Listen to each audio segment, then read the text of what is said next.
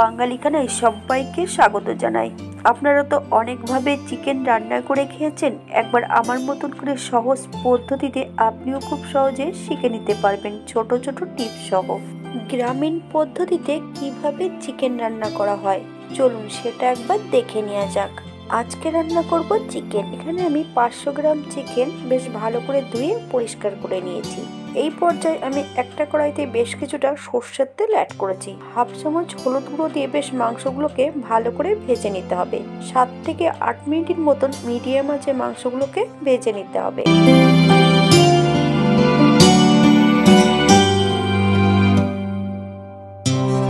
মাংসগুলো ভেজে নেবার এই পর্যায়ে মাংসতে কোনো নুন অ্যাড করার কোনো প্রয়োজন নেই, কারণ যদি নুন অ্যাড করা হয় তাহলে মাংস থেকে নিজস্ব যে জলটা আছে সম্পূর্ণ জলটা বেরিয়ে যাবে, তাহলে মাংসগুলো ভালো ভাজা হবে না।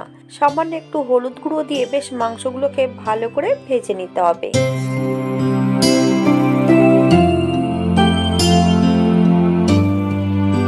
মাংস ভাজার এই পর্যায়ে আমি মিডিয়াম সাইজের 3টে পেঁয়াজ একটু বড় বড় করে কেটে নিয়েছি। আমি পেঁয়াজগুলোকে চৌকো করে কেটেছি। আপনারা আপনাদের পছন্দ মতন পেঁয়াজগুলো কেটে নেবেন। 7 থেকে 8 কোয়া রসুন, 70% মতন রসুনটাকে থেতো করে নিতে হবে।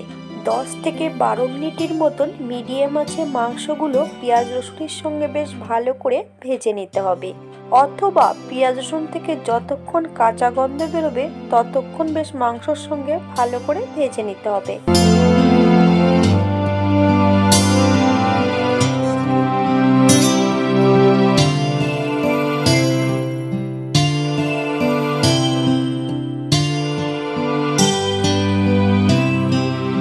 10 মিনিট পর এই পর্যায়ে আমি বেশ কিছুটা টমেটো অ্যাড করব। আমি টমেটো থেকে দানাগুলো ছাড়িয়ে নিয়েছি। আপনারা যদি পছন্দ করেন তাহলে টমেটোর দানা সহ অ্যাড করতে পারেন। মাংস এবং টমেটো সহ বেশ 2 থেকে 3 মিনিটের মতন ভালো করে নেড়ে নিতে হবে।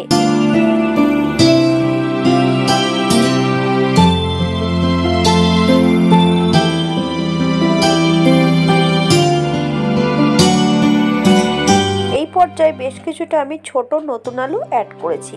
আপনারা এর থেকেও ছোট নতুন আলু অ্যাড করতে পারেন, কিন্তু এতে বড় আলুর থেকে ছোট আলু দিয়ে রান্না করলে মাংসটা খেতে আরো বেশি সুস্বাদু হবে। মাংস এবং আলু সহ বেশ ভালো করে 4 থেকে 5 মিনিটের মতন মিডিয়াম আঁচে ভেজে নিতে হবে।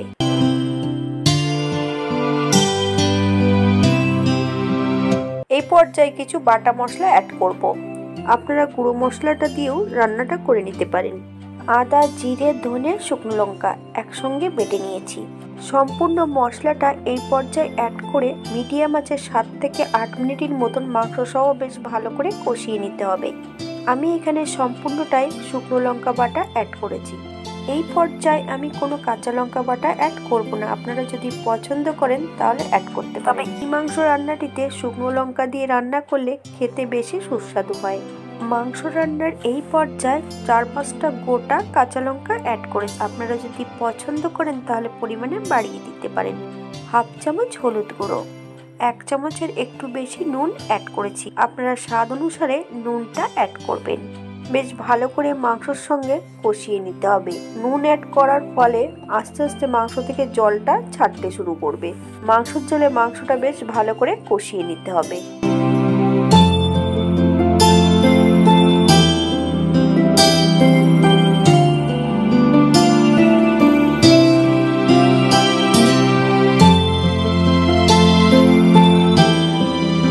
মাংস থেকে তেলটা ছেড়ে দিয়েছে। এই পর্যায়ে আমি বেশ কিছুটা ধনেপাতা কুচি অ্যাড করব।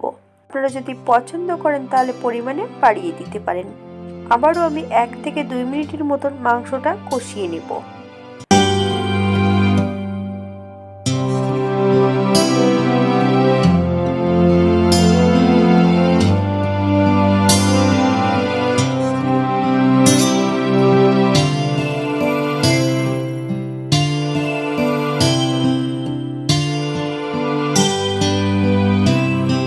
এই পর্যায়ে মাংস থেকে তেল ছেড়ে দিয়েছে। 1 কাপ ফুটান্ত গরম জল অ্যাড করব। আপনাদের যতটা গ্রেভির প্রয়োজন ঠিক ততটা জল অ্যাড করবেন। মাংস কষাতে কষাতে প্রায় সেদ্ধ হয়ে গেছে। হাফ বাটি নারকেলের দুধ, আপনারা আপনাদের প্রয়োজন মতন নারকেলের দুধটা অ্যাড করবেন। খুব বেশি নারকেলের দুধ অ্যাড করার কোনো প্রয়োজন নেই। নারকেলের দুধ অ্যাড করার সময় একদম লো ফ্লেমে নারকেলের দুধটা অ্যাড করতে হবে। হালকা হাতে 2 থেকে 3 মিনিটের মতন বেশ ভালো করে নেড়ে চেড়ে মিশিয়ে দিতে হবে।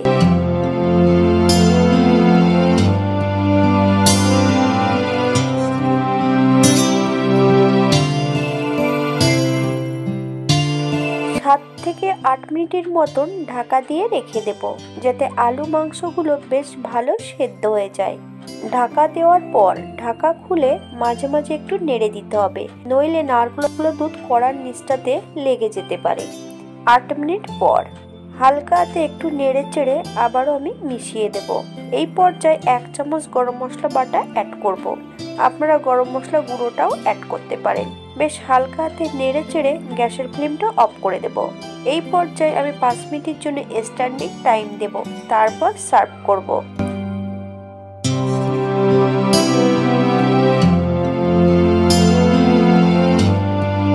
এটা দেখতে যেমন ভারী সুন্দর হয়েছে, এটা গরম রুটি, পরোটা সবকিছুর সঙ্গে খেতে অসম্ভব ভালো। আপনারা একবার বাড়িতে একইভাবে বানিয়ে নেবেন। যদি আপনারা চিনি পছন্দ করেন তাহলে অ্যাড করবেন, যেহেতু আমি নারকেলের দুধ অ্যাড করেছি বলে আমি চিনিটা অ্যাড করিনি। এই রেসিপিটা এর কাছে জিজ্ঞাসা না করে একবার ভিডিওটা দেখে আপনার মতন করে একবার রান্না করে নিন, দেখুন কতটা সুস্বাদু খেতে। সবাই সুস্থ থাকবেন, ভালো থাকবেন। অন্যদিন একটা নতুন রেসিপি নিয়ে আপনাদের সামনে আবার আমি হাজির হব। ভিডিওটি ভালো লাগলে একটা লাইক কমেন্ট দিয়ে পাশে থাকবেন। ভিডিওটি দেখার জন্য ধন্যবাদ।